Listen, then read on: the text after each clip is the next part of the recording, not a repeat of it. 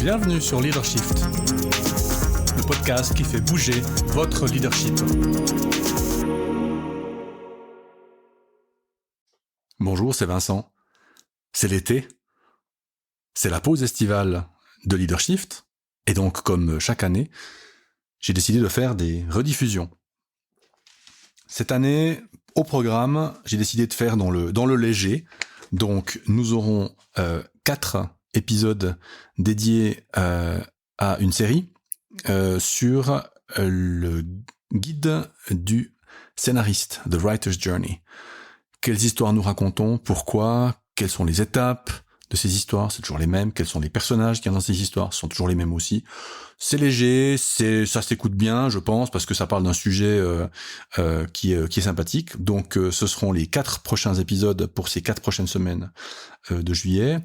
Et puis le dernier épisode de la série de 5, ce sera un épisode sur la passion d'apprendre, qui était l'épisode 114, il y a déjà un moment, de Leadershift. Voilà, je vous laisse avec ça, je vous souhaite un excellent, un superbe, un magnifique été, et je me réjouis de vous retrouver en live le 12 août. À bientôt. Bienvenue sur Leadershift, le podcast qui fait bouger votre leadership. Bonjour, c'est Vincent, bienvenue dans Leadershift. Dans cet épisode, l'épopée du héros. Nous sommes dans le 3e épisode sur les 4.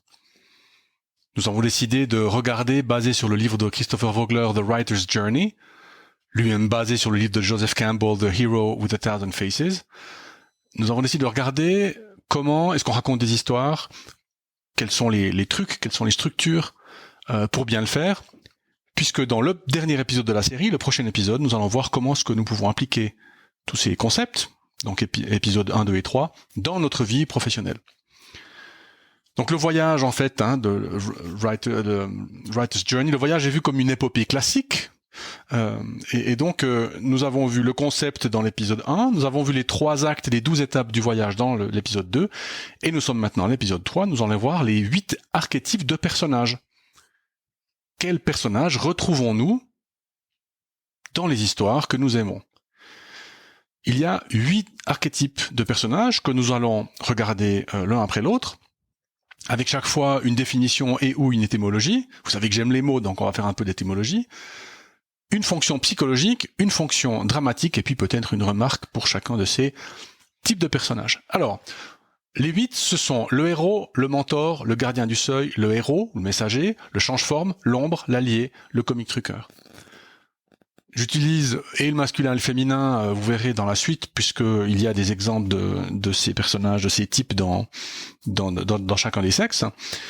Évidemment, la liste commence. Alors, je ne sais pas, Vogel a écrit son livre avec les personnages dans cet ordre-là. Je ne sais pas pourquoi il a pris cet ordre-là, mais on commence par le héros. Juste avant, peut-être quelques remarques sur ces archétypes. Ce sont des rôles ou des fonctions. Donc ça veut dire qu'ils peuvent changer. Vous avez des personnages qui peuvent changer de rôle au cours du film, au cours du livre, mais ils peuvent aussi s'accumuler. On peut avoir plusieurs rôles. Alors, par exemple, si vous prenez Alfred, le majordome de Batman, il est en même temps héros, mentor et allié. Alors, il y a aussi d'autres archétypes que ces 8-là. Mais ce sont souvent plutôt des variations sur le même thème. Alors de nouveau, Alfred, le majordome qui est un sous-archétype.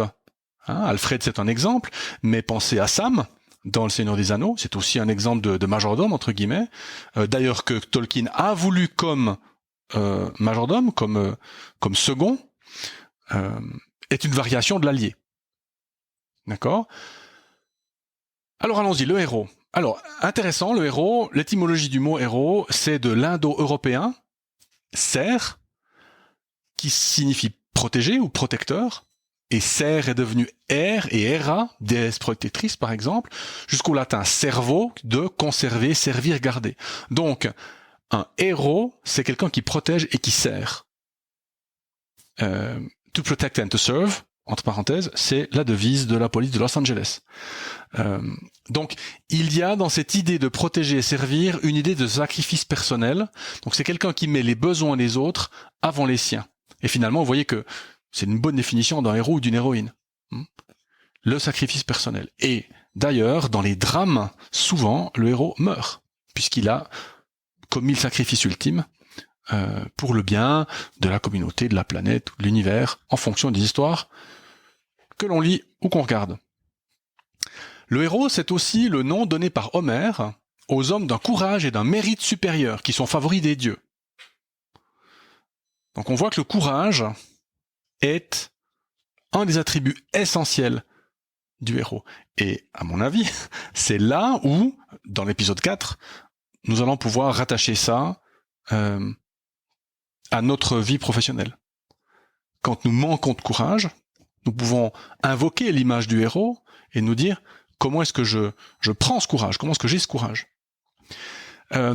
J'ai trouvé dans le site de la Bibliothèque nationale française un petit extrait que je vais vous lire à propos du mot héros. L'étymologie du mot héros est obscure, mais évoque cette ambivalence du service et du commandement, de celui qui protège et fait la guerre. Le mot grec héros, chef de guerre chez Homère, ou demi-dieu chez Hésiode, est passé au latin classique avec le sens de demi-dieu, carrément, puis d'homme de valeur supérieure. Il n'entre dans la langue écrite française que vers 1370 pour désigner toujours un demi-dieu, puis un individu qui se distingue par ses exploits ou un courage extraordinaire, particulièrement dans le domaine des armes. À l'époque moderne, la polysémie du terme se renforce avec le sens d'homme digne de l'estime publique et de personnage principal d'une œuvre littéraire vers 1550. Le terme d'héroïne apparaît en 1540 pour désigner une femme d'un grand courage qui fait preuve de force d'âme. Ces définitions, toujours actuelles, sont révélatrices du clivage des sexes organisé autour de cette notion. Au masculin, le héros est lourdement lesté par la bravoure guerrière ou la force de caractère, tandis qu'au féminin, l'héroïne hérite d'une force d'âme à la valeur moins consistante. Donc c'est intéressant, vous voyez déjà qu'en 1540, on parle d'héroïne. Donc le concept est bien plus ancien que les libertés qui ont été accordées aux femmes, que ça soit politique ou professionnelle. Et voilà. Donc on voit qu'on a un peu du retard là-dessus, mais que les héroïnes existent depuis relativement longtemps. Alors, quel est le sens psychologique, quelle est la fonction psychologique du héros? Alors, vous savez que ces archétypes sont tirés des archétypes de Jung, et que Jung lui-même, d'abord disciple, puis je dirais rival de Freud.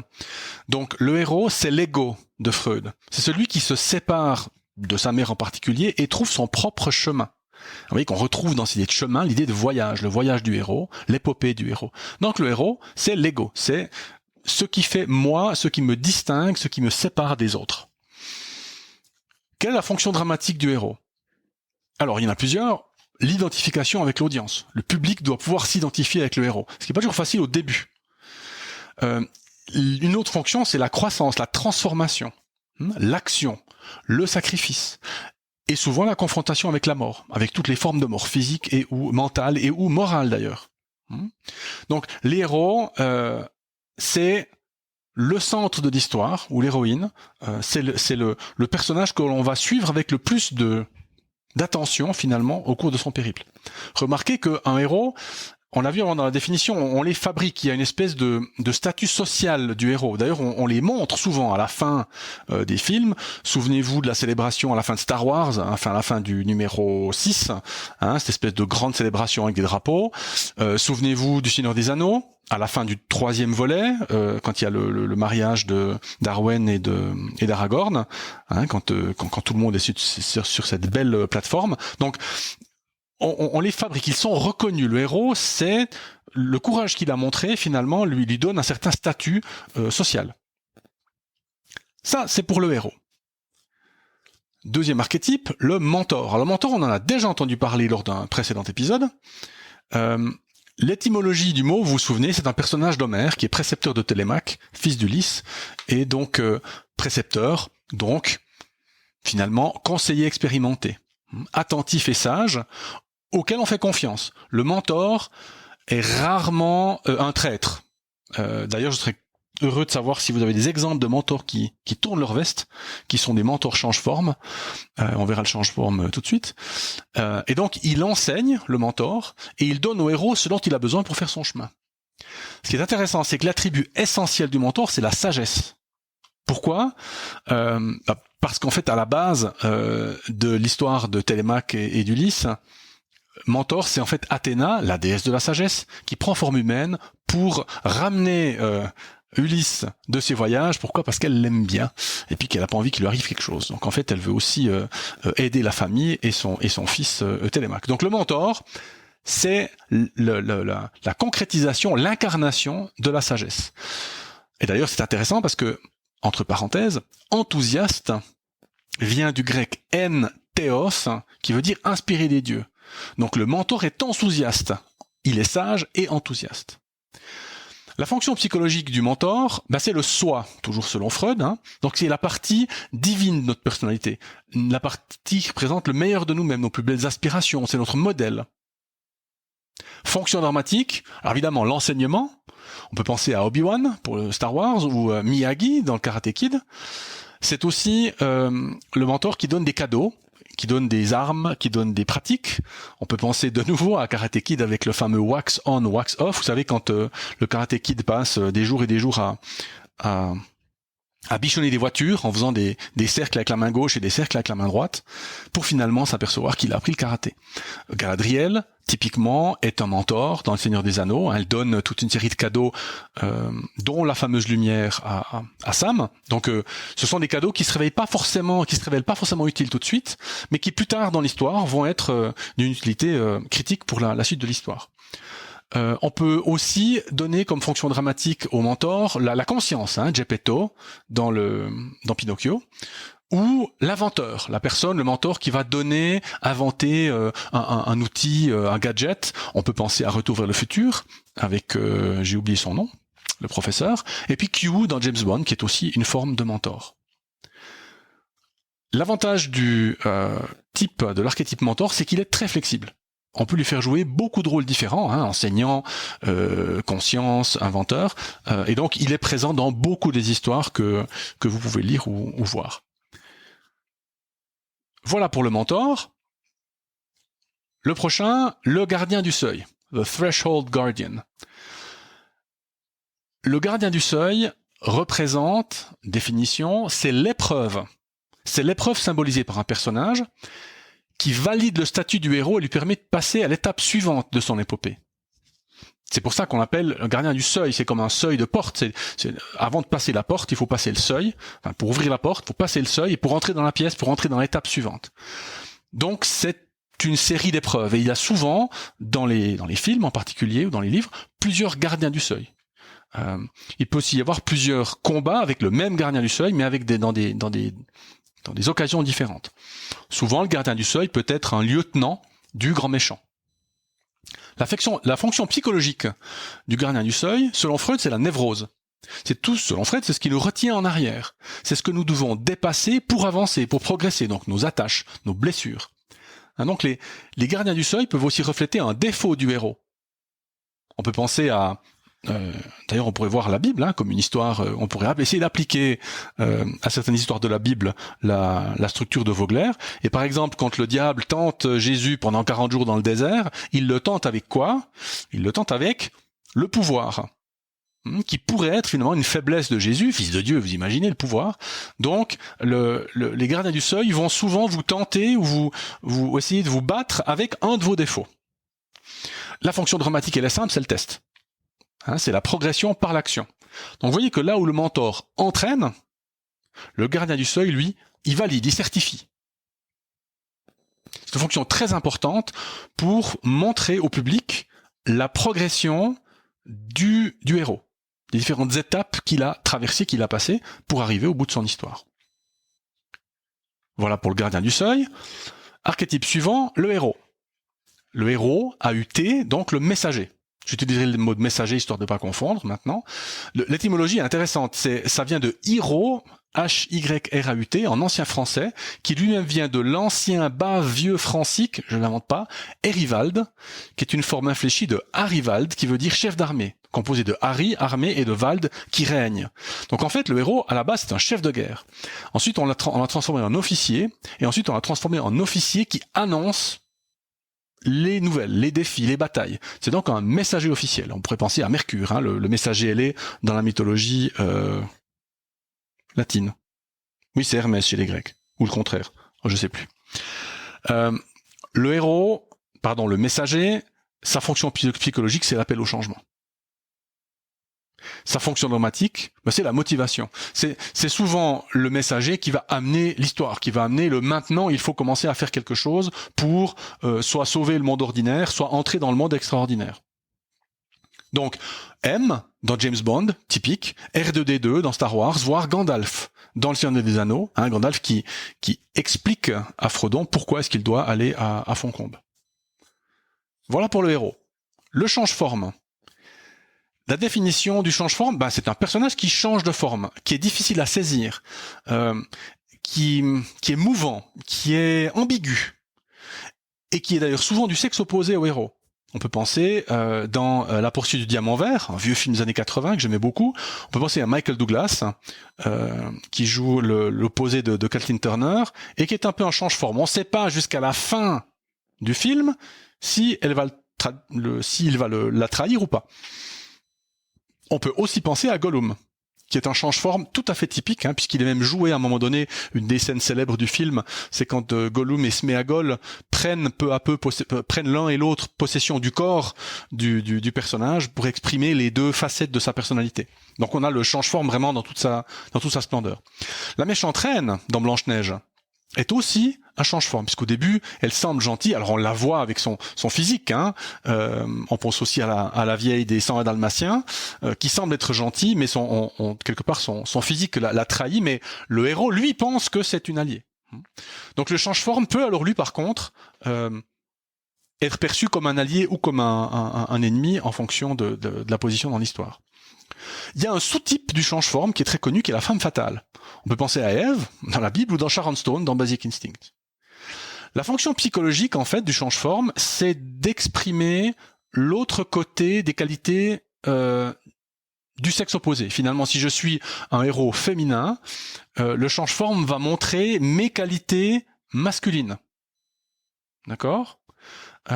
Et ça prend souvent la forme de rêve ou de fantaisie ou de fantasme. Et voyez que la fonction, du coup, c'est d'introduire le doute, voir le suspense dans l'histoire. Puisqu'on ne sait pas, change-forme, si c'est un allié, un ennemi, à quoi est-ce que ce personnage va servir. D'ailleurs, le héros peut être forcé à devenir un change-forme, à se déguiser pour poursuivre sa mission. Vous pensez à Whoopi Goldberg dans Sister Act, qui devient une sœur, alors que c'est plutôt une danseuse de cabaret. Voilà pour le change-forme. Donc, change-forme qui a un rôle vraiment critique et qui peut donner toute une saveur à l'histoire. L'ombre. Alors, l'ombre, c'est l'énergie du côté obscur de la force, on dirait dans Star Wars. C'est la souffrance, c'est le mal qui prend la forme du grand méchant, du méchant, de l'ennemi.